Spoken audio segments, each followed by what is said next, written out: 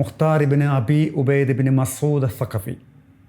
ഷിയാക്കൾക്ക് ഇവനൊരു വീര നായകനാണ്, സുന്നികൾക്ക് ഇവനൊരു കള്ളനാണ്.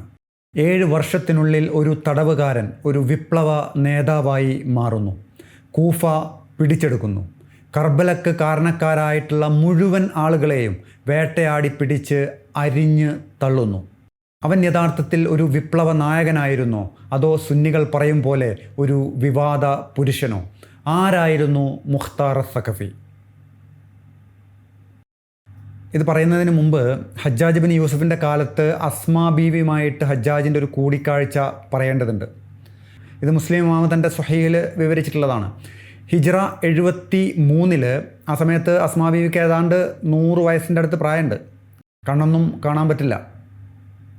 അവരുടെ മകൻ അബ്ദുല്ലാഹ് ഇബ്നു സുബൈർ കൊല ചെയ്യപ്പെട്ടിട്ട് കുറഞ്ഞ ദിവസങ്ങൾ മാത്രമേ ആയിട്ടുള്ളൂ. ഹജ്ജാജ് വന്നിട്ട് ചോദിച്ചു, അള്ളാഹുവിൻ്റെ ശത്രുവിനെ ഞാൻ കൈകാര്യം ചെയ്ത രീതി കണ്ടിട്ട് നിങ്ങൾക്ക് എന്തു തോന്നുന്നു എന്ന് ചോദിച്ചു. അസ്മാ ബീവി പറഞ്ഞു, നീ അവൻ്റെ ഇഹലോക ജീവിതം ഇല്ലാതെയാക്കി, അങ്ങനെ നീ നിൻ്റെ പരലോക ജീവിതവും ഇല്ലാതെയാക്കി എന്ന് പറഞ്ഞു. നീ അവൻ്റെ ദുനിയാവില്ലാതെയാക്കി, അങ്ങനെ നീ നിൻ്റെ ആഖിറവും ഇല്ലാതെയാക്കി എന്ന് പറഞ്ഞു. കൂട്ടത്തിൽ അസ്മാ ബീവി പറഞ്ഞു, അള്ളാഹിൻ്റെ റസൂൽ പറയുന്നത് ഞാൻ കേട്ടിട്ടുണ്ട്, സക്കീഫ് ഗോത്രത്തിൽ നിന്ന് ഒരു കദ്ദാബും ഒരു മുബീറും വരും എന്ന് റസൂൽ പറയുന്നത് ഞാൻ കേട്ടിട്ടുണ്ട് എന്ന് പറഞ്ഞു. കദ്ദാബും മുബീറും, കള്ളം പ്രചരിപ്പിക്കുന്നവനും സർവനാശം വിതക്കുന്നവനും. അതിൽ ആ കദ്ദാബ് ആരാണെന്ന് നമ്മൾ കണ്ടു കഴിഞ്ഞിട്ടുണ്ട്. ആ മുബീർ, ആ സർവനാശം വിതക്കുന്നവൻ, അത് നീയാണ് എന്നെനിക്ക് ഉറപ്പാണ് എന്ന് പറയുന്നുണ്ട്. ഇവിടെ ഈ പറയപ്പെട്ട കദ്ദാബിനെ കുറിച്ച് പിൽക്കാലത്തുള്ള പണ്ഡിതന്മാരും താബിയങ്ങളൊക്കെ പറയുന്നത് അത് മുഖ്താർ സഖഫിയെക്കുറിച്ചായിരുന്നു എന്നാണ്. മുഖ്താർ സഖഫി ജനിക്കുന്നത് ഹിജ്റ വർഷം 1 622. ഈ മുഖ്താർ സഖഫിയുടെ പിതാവ് അബൂ ഉബൈദ് ഇബ്നു മസ്ഊദ് ഒരു സഹാബിയാണ് എന്ന് പറയുന്നുണ്ട്. മുഖ്താർ ജനിക്കുന്നത് ഹിജ്റ വർഷം 1, പക്ഷേ റസൂലുമായിട്ട് കാണുകയോ ബന്ധപ്പെടുകയോ ഒന്നും ചെയ്തിട്ടില്ല. കാരണം മുഖ്താർ ഉണ്ടായിരുന്നത് ത്വായിഫിലാണ്. പിന്നീടാണ് മുഖ്താറിൻ്റെ കുടുംബം കൂഫയിലേക്ക് മാറി താമസിക്കുന്നത്. പിന്നീട് മുഖ്താർ ജീവിക്കുന്നതും വളർന്നു വലുതാകുന്നതുമൊക്കെ കൂഫയിലാണ്. അലി റളിയല്ലാഹു അൻഹുവിൻ്റെ കാലത്ത് മുഖ്താർ അലി റളിയല്ലാഹു അൻഹുവിൻ്റെ പാർട്ടിയോട്, ഷിയത്തു അലി എന്ന പാർട്ടിയോട് കൂറ് കാണിക്കുകയും അങ്ങനെ ജീവിച്ച് പോരുകയും ചെയ്യുന്നുണ്ട്. അലിയുമായിട്ട് ഏതെങ്കിലും ഒരു യുദ്ധത്തിൽ പങ്കെടുത്തതായിട്ടുള്ള റിപ്പോർട്ടുകളൊന്നും പറയുന്നില്ല. ഹിജ്റ വർഷം 40 661 അലി റളിയല്ലാഹു അൻഹു കൊല ചെയ്യപ്പെടുന്നത്. ഒരു റിപ്പോർട്ട് പ്രകാരം ഹസൻ റളിയല്ലാഹു അൻഹു ഖലീഫയായ സമയത്ത് ഹസൻ റളിയല്ലാഹു അൻഹുവിനെ പിടിച്ച് ഉമവിയാക്കൾക്ക് കൈമാറാനുള്ള ഒരു ശ്രമം മുഖ്താർ സഖഫി നടത്തിയിരുന്നു എന്നാണ്. എന്ന് വെച്ചാൽ ആ സമയത്ത് മുഖ്താർ സഖഫിക്ക് ഉമവിയാക്കളോട് ഒരു കൂറുണ്ടായിരുന്നു എന്നർത്ഥം. ഇത് ഷിയാക്കളെ എതിർക്കുന്ന ഒരു സംഭവമാണ്. ആ സമയത്ത് ഈ ഷിയത്തു അലി എന്ന പാർട്ടി വിട്ട് മുഖ്താർ മുആവിയയുടെ പാർട്ടിയിൽ ചേർന്നിട്ടുണ്ടായിരുന്നു എന്നാണ്. 680 ഹുസൈൻ റളിയല്ലാഹു അൻഹു കൊല ചെയ്യപ്പെടുകയും മുആവിയ വഫാത്താകുകയും ഒക്കെ ചെയ്യുന്നത്. ആ സമയത്ത് എന്തായാലും മുഖ്താർ ഈ ഷിയത്തു അലി എന്ന പാർട്ടിയിൽ തന്നെ ഉണ്ട്. ഈ കർബലക്ക് മുമ്പ് ഹുസൈൻ റളിയല്ലാഹു അൻഹുവിന് സന്ദേശം കൈമാറി കൂഫയിലേക്ക് ക്ഷണിച്ചു വരുത്തവരുടെ കൂട്ടത്തിൽ ഈ മുഖ്താർ സഖഫിയും ഉൾപ്പെടുന്നുണ്ട്. പിന്നീട് ഹുസൈൻ റളിയല്ലാഹു അൻഹുവിൻ്റെ സഹോദരൻ മുസ്ലിം ബിൻ അക്കീൽ കൂഫയിലേക്ക് വന്നപ്പോൾ മുസ്ലിം ബിൻ അക്കീലിന് താമസം ഒരുക്കി കൊടുത്തവരുടെ കൂട്ടത്തിൽപ്പെട്ട ഒരാളും കൂടിയാണ് മുഖ്താർ. പക്ഷേ ഉമവിയാക്കൾ ഇത് കണ്ടെത്തുകയും അങ്ങനെ മുസ്ലിം ബിൻ അക്കീലിനെ കൊല ചെയ്യുകയുമാണ് ചെയ്യുന്നത്. മുഖ്താറിന് ആ സമയത്ത് ഉമവിയാക്കളുടെ ഗവർണർ ഇബ്നു സിയാദ് പിടിച്ച് ജയിലിലടക്കുകയും ചെയ്യുന്നുണ്ട്. ഷിയത്തു അലി എന്ന പാർട്ടിയോട് കൂറ് കാണിച്ചതിൻ്റെ പേരിൽ, മുസ്ലിം ബിൻ അക്കീലിന് സഹായം എത്തിച്ചതിൻ്റെ പേരിൽ ഇത്തരത്തിൽ 2 തവണ മുഖ്താർ ജയിലിലടക്കപ്പെടുന്നുണ്ട്. ഇത് 1ാമത്തേതാണ്.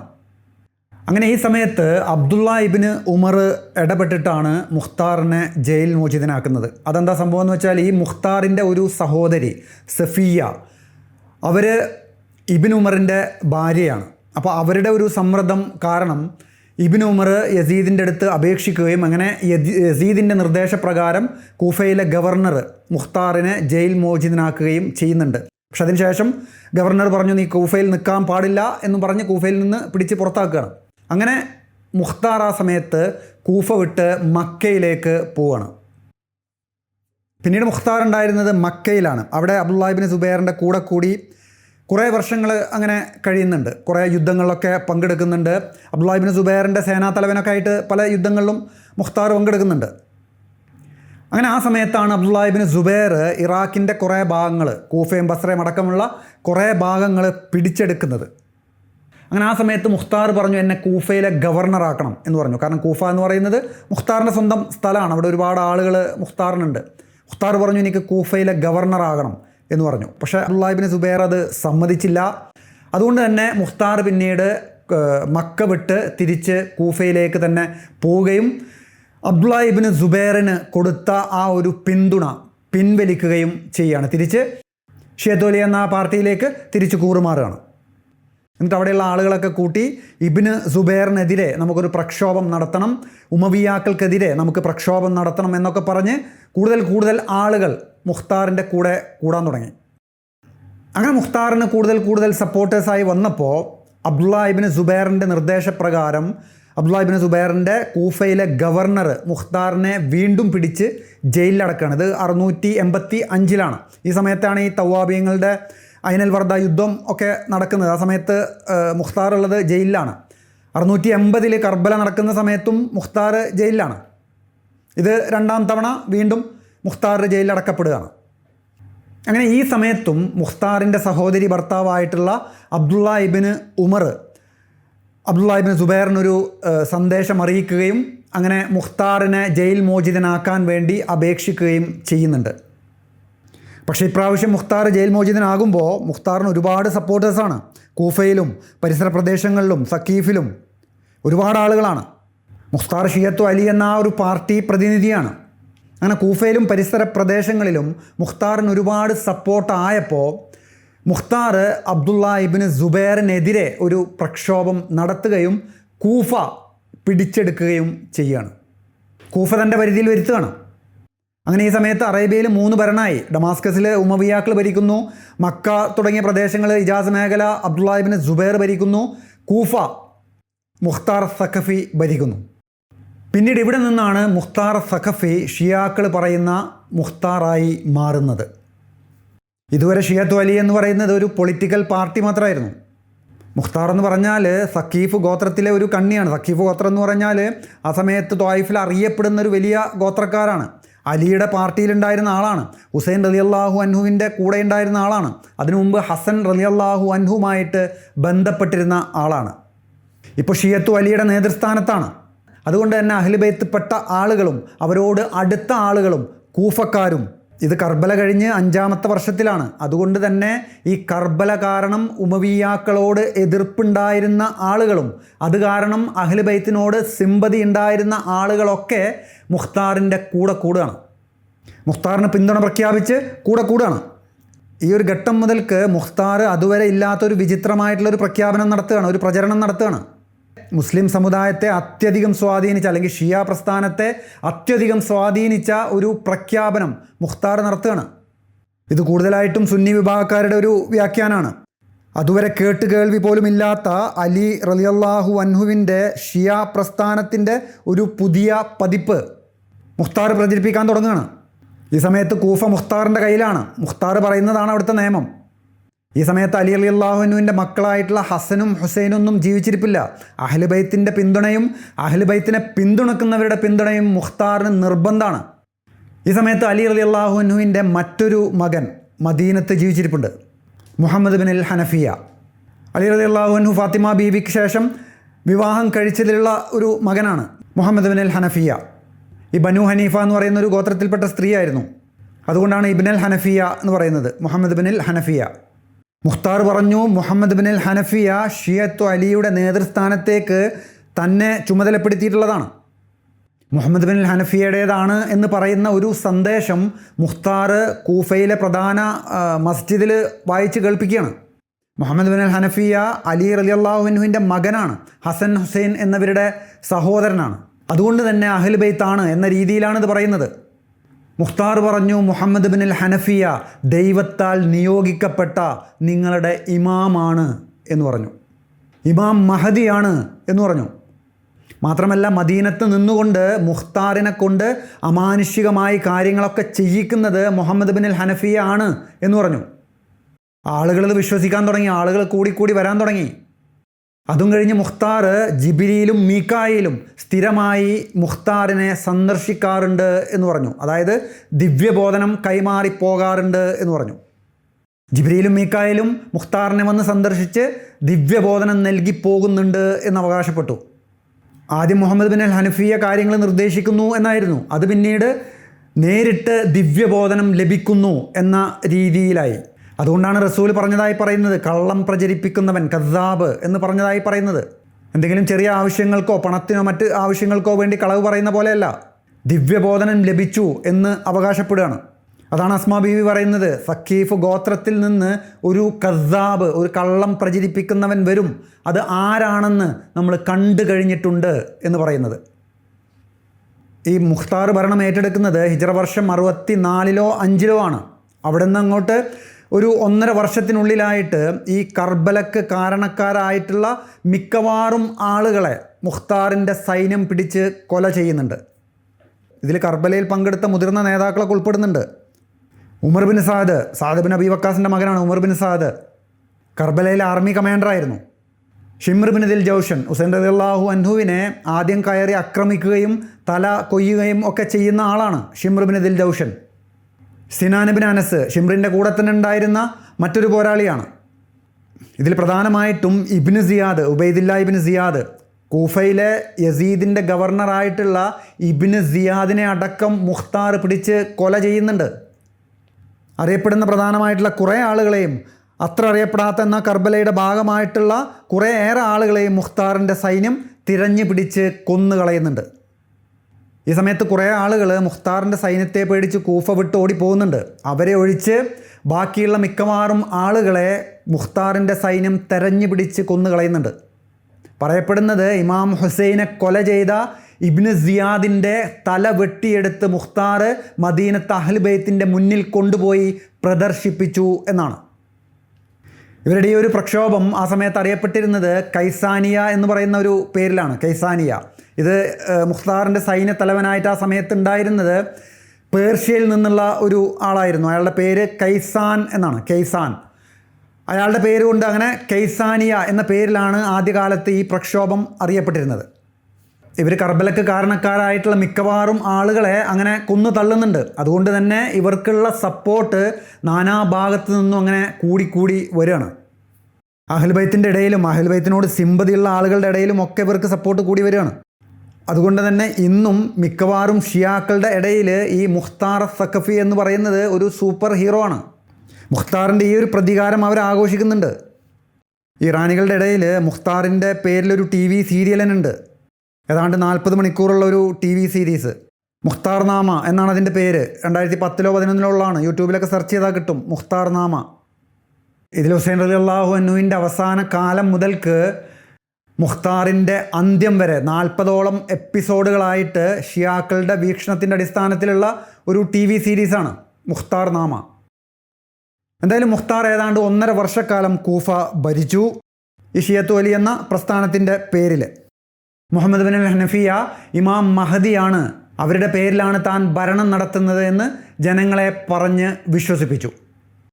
ഈ സമയത്ത് മുഖ്താർ ഒരു അടിപൊളി ഒരു സിംഹാസനം, കുറേ വിലപിടിപ്പുള്ള വസ്തുക്കളൊക്കെ വെച്ചിട്ട് നല്ലൊരു സിംഹാസനം ഉണ്ടാക്കിയിട്ട് പറഞ്ഞു, ഇത് മുഹമ്മദ് ബിൻ അൽ ഹനഫിയയുടെ കുർസിയാണ് എന്ന് പറഞ്ഞു, സിംഹാസനമാണ് എന്ന് പറഞ്ഞു. ഇത് ആ സമയത്തുണ്ടായിരുന്ന യുദ്ധങ്ങൾക്കൊക്കെ കൊണ്ടുപോവുകയും ഈ കുർസിയിലിരുന്ന് മുഹമ്മദ് ബിൻ അൽ ഹനഫിയ തനിക്ക് നിർദ്ദേശങ്ങൾ തരുന്നുണ്ട് എന്ന് അവകാശപ്പെടുകയും ചെയ്യുമായിരുന്നു എന്നാണ്. മുഹമ്മദ് ബിൻ ഹനഫിയ ആ സമയത്തുണ്ടായിരുന്നത് മദീനത്താണ്, ഇവരുള്ളത് കൂഫയിലാണ്, 1000-ലധികം കിലോമീറ്റർ ദൂരത്താണ്. ഈ കുർസി അങ്ങനെ മുഹമ്മദ് ബിൻ അൽ ഹനഫിയയുടെ ഒരു പ്രതീകമായി മാറുകയാണ്. ആളുകൾ വന്നിട്ട് ഈ കുർസിക്ക് മുമ്പിൽ വന്നിട്ട് അർപ്പിക്കുകയും ആദരിക്കുകയും ആരാധിക്കുകയും ഒക്കെ ചെയ്യാൻ തുടങ്ങി.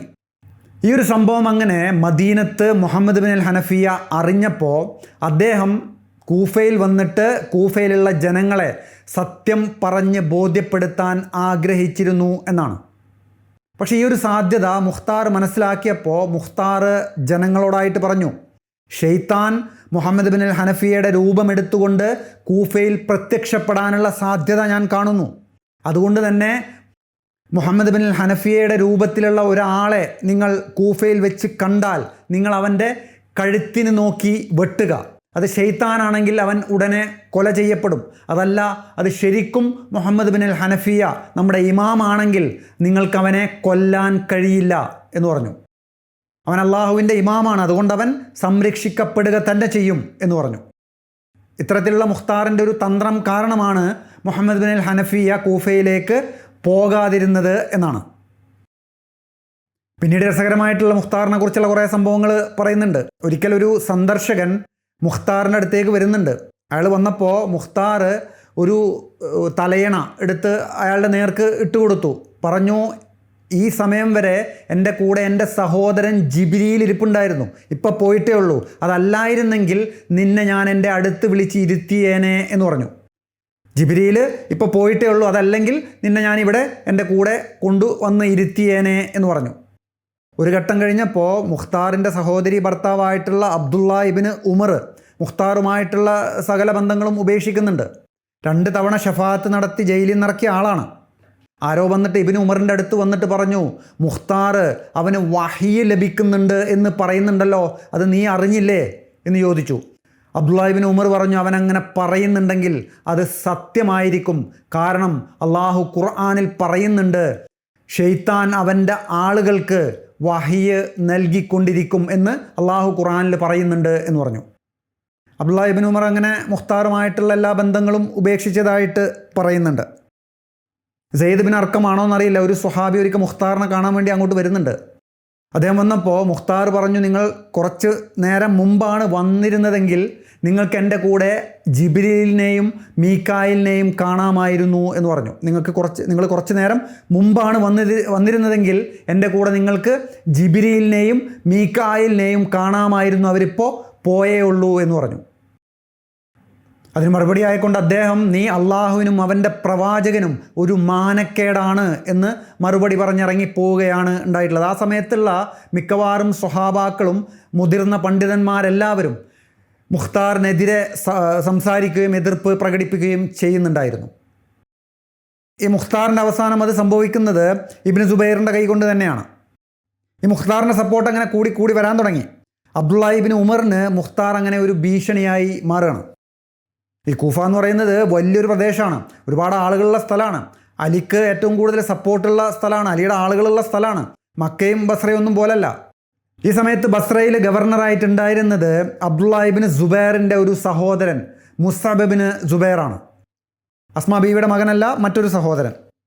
അങ്ങനെ അബ്ദുള്ള ഇബ്നു സുബൈറിൻ്റെ നിർദ്ദേശപ്രകാരം മുസ്അബ് ഇബ്നു സുബൈർ മുഖ്താറിനെതിരെ ഒരു പ്രക്ഷോഭം നടത്തുകയും അതിൽ വിജയിക്കുകയും ചെയ്യുകയാണ്. അങ്ങനെ മുഖ്താറിൻ്റെ സൈന്യം 6000-ഓളം വരുന്ന സൈനികരാണെന്ന് പറയുന്നുണ്ട്, 1000 സൈനികരാണെന്ന് പറയുന്നുണ്ട്. അവർ പിൻവാങ്ങി കൂഫയിലെ പ്രധാന കോട്ടയിൽ, ഗവർണർ കോട്ടയിൽ വന്ന് അഭയം പ്രാപിക്കുകയാണ്. മുസ്അബ് ഇബ്നു സുബൈറിൻ്റെ സൈന്യം അങ്ങനെ ഈ കോട്ട വന്ന് വളഞ്ഞു, കോട്ട ഉപരോധിച്ചു. ഇത് ഏതാണ്ട് 4 മാസക്കാലത്തോളം ഇത് നീണ്ടു നിന്നു എന്നാണ് പറയുന്നത്. മുഖ്താറിന് വേണ്ട അവശ്യ സാധനങ്ങളും ഭക്ഷണങ്ങളും ഒന്നും കിട്ടാതെയായി. മുസ്അബ് ഇബ്നു സുബൈർ ഈ സൈനികർക്ക്, മുഖ്താറിൻ്റെ സൈനികർക്ക് കീഴടങ്ങാനുള്ള ഒരു അവസരം കൊടുത്തു. അങ്ങനെ ഈ മുഖ്താറിൻ്റെ മിക്കവാറും സൈനികർ ഇത് സ്വീകരിക്കുകയും അങ്ങനെ മുസ്അബ് ഇബ്നു സുബൈറിൻ്റെ മുന്നിൽ കീഴടങ്ങുകയും ചെയ്തു എന്നാണ്. കുറേ സൈനികർ അത് സ്വീകരിച്ച് കീഴടങ്ങി. പറയപ്പെടുന്നത് അവസാനം 19 സൈനികരും മുഖ്താറും ബാക്കിയായി എന്നാണ്. 4 മാസത്തിൻ്റെ അവസാനത്തിൽ ഇവരങ്ങനെ കീഴടങ്ങുന്നതിനേക്കാൾ നല്ലത് മരണമാണ് എന്നും പറഞ്ഞ് കോട്ടവാതിൽ തുറന്നങ്ങനെ മുസ്അബ് ഇബ്നു സുബൈറിൻ്റെ സൈനികരുടെ നേർക്ക് ആക്രമിച്ച് കയറുകയാണ്. അങ്ങനെ മുഖ്താർ അടക്കം എല്ലാ സൈനികരും അങ്ങനെ കൊല്ലപ്പെട്ടു. ഇത് ഹിജ്റ വർഷം 67-ലാണ്, 687 മുഖ്താറിൻ്റെ 67-ാമത്തെ വയസ്സിൽ ഹിജ്റ വർഷം നോക്കുകയാണെങ്കിൽ, അതല്ലെങ്കിൽ 65-ാമത്തെ വയസ്സിൽ. മുഖ്താർ ജനിക്കുന്നത് ഹിജ്റ വർഷം 1-നാണ്. അങ്ങനെ ഹിജ്റ 67-ന് ഒരു റമളാൻ മാസത്തിൽ മുഖ്താർ കൊല ചെയ്യപ്പെടുകയാണ്. മുഖ്താറിനെ കൊല ചെയ്തതിന് ശേഷം മുഖ്താറിൻ്റെ തല വെട്ടിയെടുത്ത് ഇബ്നു സുബൈറിൻ്റെ അടുത്തേക്ക്, മക്കയിലേക്ക് മുസ്അബ് ഇബ്നു സുബൈർ കൊടുത്തയക്കുകയും ചെയ്യുന്നുണ്ട്. മുഖ്താറിൻ്റെ കാലശേഷവും ഈ ഒരു പ്രസ്ഥാനം അങ്ങനെ തുടർന്നുകൊണ്ട് പോകുന്നുണ്ട്. ആദ്യകാലത്ത് ഇത് മുഖ്താരിയ എന്ന പേരിലാണ് അറിയപ്പെട്ടിരുന്നത്. അത് പിന്നീട് കൈസാനിയ എന്നുള്ള പേരിൽ അറിയപ്പെടാൻ തുടങ്ങി. ഞാൻ പറഞ്ഞല്ലോ, പേർഷ്യയിൽ നിന്നുള്ള കൈസാൻ എന്ന പേരുള്ള ഒരു വ്യക്തിയുടെ നേതൃത്വത്തിലാണ് ആ സമയത്ത് ഈ പ്രസ്ഥാനം ഉണ്ടായിരുന്നത്. മുഖ്താറിൻ്റെ കാലശേഷം ഏതാണ്ട് ഒരു 100-150 വർഷങ്ങൾക്കുള്ളിലായിട്ട് ഈ ഒരു പ്രസ്ഥാനം ക്ഷയിച്ച് അങ്ങനെ ഇല്ലാതാവുകയാണ്. ഈ മുഹമ്മദ് ബിൻ ഹനഫിയ വഫാത്താകുന്നത് ഹിജ്റ വർഷം 81-നോ 2-നോ ആണ്. മുഖ്താറിൻ്റെ കാലം കഴിഞ്ഞ് ഏതാണ്ട് ഒരു 10-15 വർഷങ്ങൾക്കുള്ളിലായിട്ട്. ഈ മുഹമ്മദ് ബിൻ ഹനഫിയ വഫാത്തായപ്പോൾ ഈ കൈസാനിയ പ്രസ്ഥാനം 2 വിഭാഗമായിട്ട് മാറിയിട്ടുണ്ടായിരുന്നു. അതിലൊരു വിഭാഗം മുഹമ്മദ് ബിൻ ഹനഫിയയുടെ മകനായിട്ടുള്ള Abu Hashim Abdullah ibn Muhammad bin Hanafiyya എന്നവരെ ഇമാമായി സ്വീകരിക്കുകയും അങ്ങനെ തുടർന്നു പോവുകയും ചെയ്തു.